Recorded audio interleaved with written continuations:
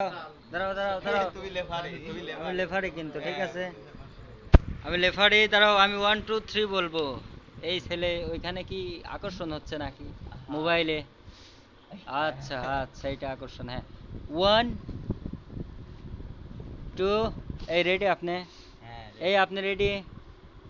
3 start, go start now.